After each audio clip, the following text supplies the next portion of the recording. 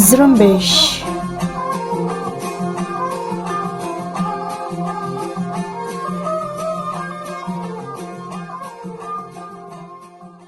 یہ ریڈیو زرمبش اردو کی آواز ہے۔ آج بدھ کا دن 12 مئی اور سال 2021 ہے، اور میں ہوں آپ کا میزبان دوست مراد بلوچ۔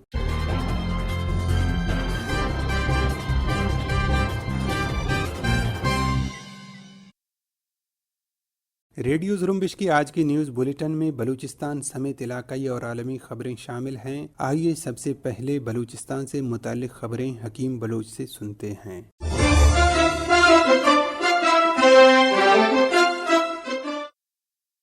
نامور ادیب اور تاریخ دان پروفیسر عزیز محمد بگٹی وفات پا گئے۔ پروفیسر عزیز محمد بگٹی نے تاریخ اور ادب پر کئی کتابیں لکھی ہیں۔ ان کی کتابوں میں تاریخ بلوچستان، شخصیات کے آئینے میں، نو دو رگام، بلوچی اردو بول چال، بلوچستان قبائلی نظام اور سیاسی کلچر، بلوچستان سماجی ادب، ادب ثقافت اور سماج، تاریخ بلوچستان اور بلوچ مزاحمتی ادب شامل ہیں۔ پروفیسر عزیز محمد بگٹی سن 1980 سے لے کر سن 1983 تک بلوچی اکیڈمی کے جنرل سیکریٹری رہے اور بلوچستان یونیورسٹی کے پولیٹیکل سائنس ڈپارٹمنٹ میں پڑھاتے تھے۔ سن 1988 میں جب شہید اکبر خان بگٹی کٹ پتلی بلوچستان حکومت کے وزیر اعلیٰ بنائے گئے تو انہوں نے پروفیسر عزیز بگٹی کو اپنا سیکریٹری مقرر کیا۔ عزیز محمد بگٹی کافی عرصے سے حلیل تھے اور منگل کی صبح کو وفات پا گئے۔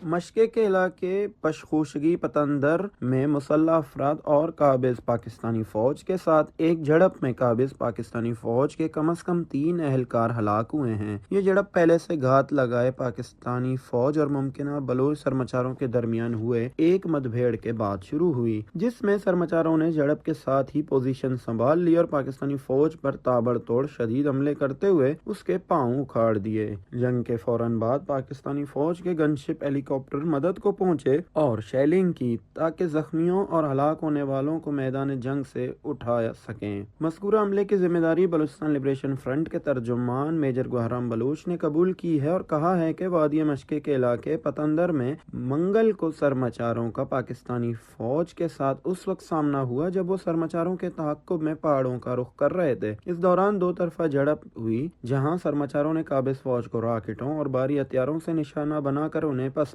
کر دیا۔ اس جھڑپ میں قابض فوج کے 3 اہلکار ہلاک اور کئی زخمی ہوئے ہیں۔ مستونگ میں نامعلوم افراد نے پولیس کی گشتی ٹیم پر فائرنگ کر کے 2 پولیس اہلکاروں کو ہلاک کر دیا ہے۔ پولیس ذرائع کے مطابق پولیس اہلکار مستونگ کے علاقے چھوتو میں معمول کی گشت پر تھے کہ نامعلوم افراد نے ان پر فائرنگ کھول دی، جس کے نتیجے میں 2 پولیس اہلکار ہلاک جبکہ 1 اہلکار زخمی ہوا۔ ہلاک ہونے والے پولیس اہلکاروں کی شناخت ہیڈ کانسٹیبل امداد علی اور کانسٹیبل نذیر احمد کے ناموں سے ہوئی ہے، جبکہ زخمی پولیس اہلکار کی شناخت ڈرائیور شاہجہاں کے نام سے ہوئی ہے۔ بلوچ آزادی پسند رہنما ڈاکٹر اللہ نذر بلوچ نے کہا ہے کہ قابض پاکستانی فوج اور ان کے ماتحت ڈیتھ اسکواڈ کے ہاتھوں عصمت دری کا شکار خاتون کے والد حکیم کو گرفتار کر کے کرنل کے سامنے پیش کیا گیا ہے۔ آزادی پسند رہنما ڈاکٹر اللہ نذر بلوچ نے سماجی رابطے کی ویب سائٹ ٹویٹر پر اپنے ایک ٹویٹ میں کہا کہ پاکستانی فوج نے مشقے لاکی کیمپ میں عصمت دری کے شکار خاتون کے والد حکیم کو گرفتار کر کے ایک کرنل کے سامنے پیش کیا ہے۔ تاہم صدمے کی خبر یہ ہے کہ شہید جمعہ کے دونوں بھائیوں کو ان کے والد حکیم بلوچ کے ساتھ مشقے گجر آرمی ہیڈ کوارٹرز میں ایک بریگیڈیئر کے پاس منتقل کیا گیا ہے۔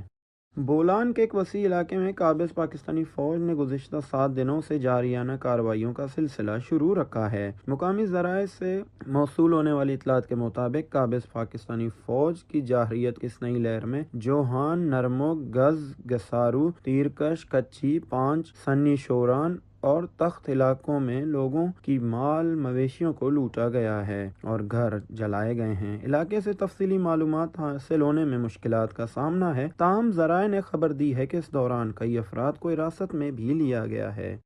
بلوچ لبریشن آرمی کے ترجمان جی این بلوچ نے اپنے ایک بیان میں کہا ہے کہ بلوچ لبریشن آرمی کے سرمچاروں نے سوموار کے روز پاکستانی فوج کے دستے فرنٹیئر کور کے 2 اہلکاروں کو ہلاک کر دیا۔ جی این بلوچ کے مطابق یہ اہلکار موٹر سائیکلوں پر شال کیرا کے سریاب روڈ پر گشت کر رہے تھے جب ان کو بی ایل اے کے سرمچاروں نے آئی ای ڈی عملے کا نشانہ بنایا۔ بلوچ ریپبلکن آرمی کے ترجمان سرباز بلوچ نے نامعلوم مقام سے جاری ایک بیان میں کہا ہے کہ تنظیم کے سینئر کمانڈر کریم بخش ولد حضور بخش بگٹی عرف ماما بگٹی اور شکیل ولد مراد بخش عرف اسد کو تنظیم میں شامل ہونے والے کلات کے رہائشی زیب زیری عرف راشد اور خالد نامی 2 ایجنٹوں نے شہید کر دیا ہے۔ بی آر اے ترجمان کے مطابق 8 مئی کو ماما بگٹی ساتھیوں سمیت تنظیمی کام کے سلسلے میں گشت پر تھے، جہاں سرکاری مخبر جو کہ سرمچاروں کی شکل میں ماما کے ساتھ موجود تھے موقع دیکھ کر ماما کو نیند کی حالت میں اور اسد بلوچ کو افطاری تیاری میں مصروف پا کر پیچھے سے فائرنگ کر کے شہید کر دیا اور فرار ہو گئے۔ سرباز بلوچ نے کہا کہ ماما بگٹی پچھلے 15 سالوں سے سرزمین کی آزادی کے لیے سرگرم تھے اور انہیں 10 سال قبل مرکزی کمانڈ اینڈ کونسل کا رکن منتخب کیا گیا، جبکہ شکیل بلوچ 2013 میں تنظیم میں شامل ہو گئے۔ سرباز بلوچ کا کہنا تھا کہ ماما بگٹی نے ڈیرہ بگٹی، نوشکی، کراچی سمیت سندھ کے مختلف علاقوں اور مکران میں کئی سالوں تک قومی فرائض انجام دیے۔ سرباز بلوچ کے مطابق کلات سے تعلق رکھنے والے زیب زیری عرف راشد نامی شخص 8 مہینے قبل تنظیم میں شامل ہوا اور 3 مہینے قبل اس نے اپنے چچا زاد بھائی خالد کو بھی تنظیم میں شامل کیا۔ مذکورہ دونوں افراد نے منظم منصوبے کے تحت تنظیم کے سینئر کمانڈ ماما اور ساتھی اسد کو شہید کیا، جن کے تمام معلومات تنظیم کے پاس موجود ہیں، جن کے خلاف تنظیم اور وطن سے غداری اور ساتھیوں کو شہید کرنے جیسے گھناؤنے اقدامات کے خلاف تنظیمی قوانین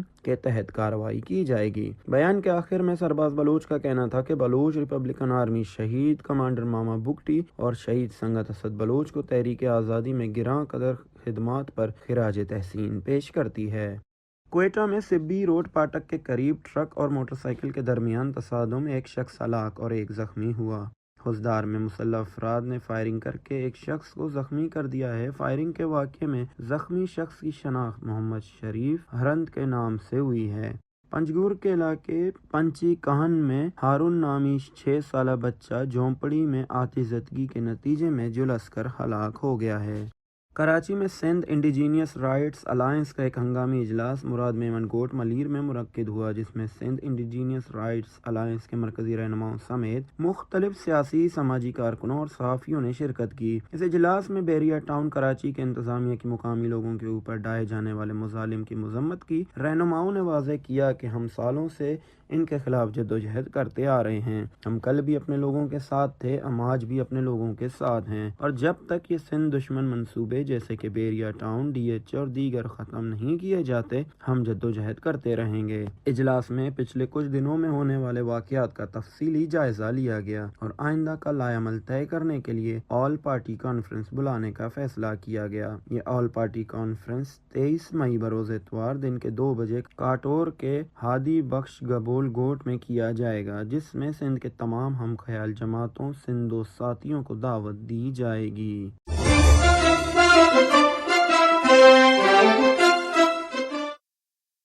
یہ تھے حکیم بلوچ جو بلوچستان سے متعلق خبریں پیش کر رہے تھے۔ اب پیش خدمت ہیں علاقائی اور عالمی خبریں۔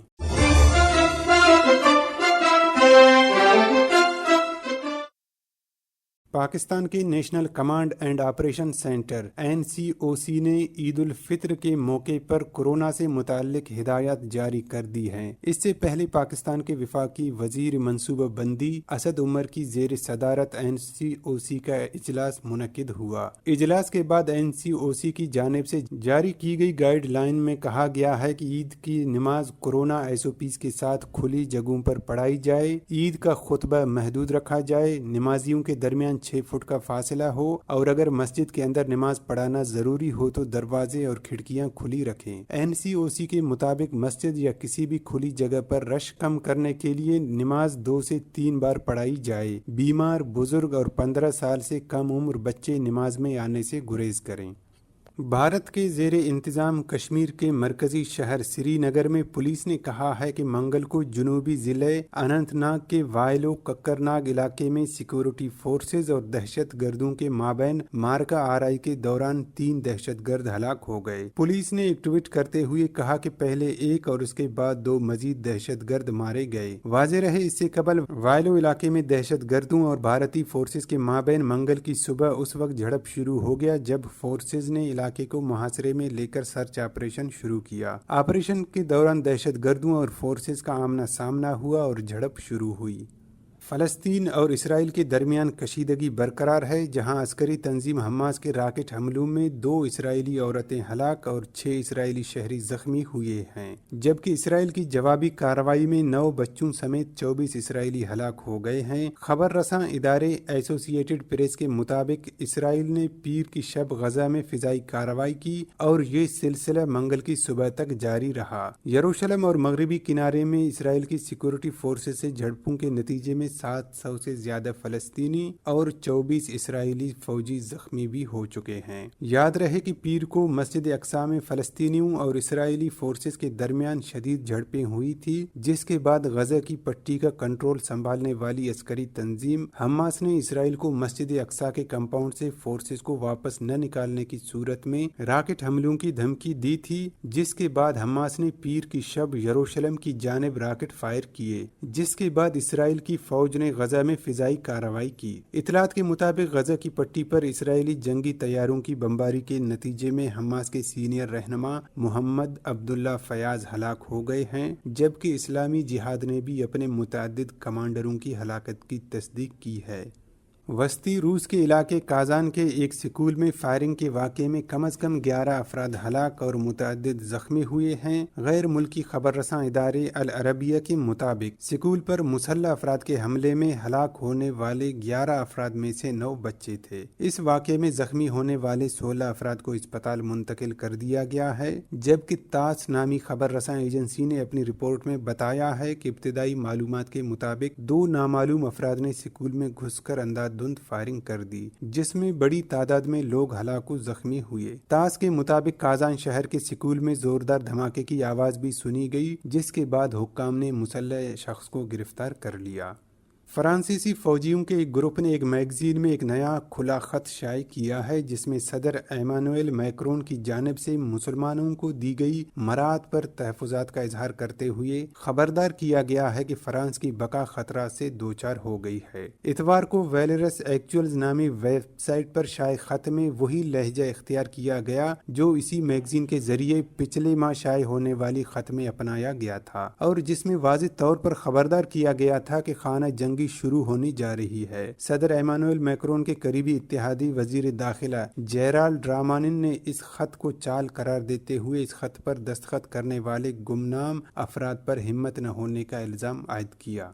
میانمار میں فوجی بغاوت کے خلاف احتجاجاً ہڑتال پر جانے والے سینکڑوں ماہرین تعلیم اور جامعات کے عملے کو معطل کر دیا گیا ہے۔ عالمی خبر رساں ادارے رائٹرز کے مطابق اساتذہ کے گروپ نے بتایا کہ میانمار میں فوجی حکومت نے مخالفت کرنے والے 11,000 سے زائد ماہرین تعلیم اور یونیورسٹی کے دیگر عملے کو معطل کر دیا ہے۔ انہوں نے بتایا کہ فوجی حکومت کے عتاب کا نشانہ بننے والے افراد نے آمریت کے خلاف احتجاجاً ہڑتال کی تھی۔ معطلی کا فیصلہ ایسے وقت پر سامنے آیا جب کورونا وبا کی وجہ سے تعلیمی ادارے 1 سال بعد دوبارہ کھلے اور فوجی بغاوت کے خلاف تدریسی، غیر تدریسی عملے سمیت طلباء نے آمریت کے خلاف احتجاجاً بائیکاٹ کا اعلان کیا۔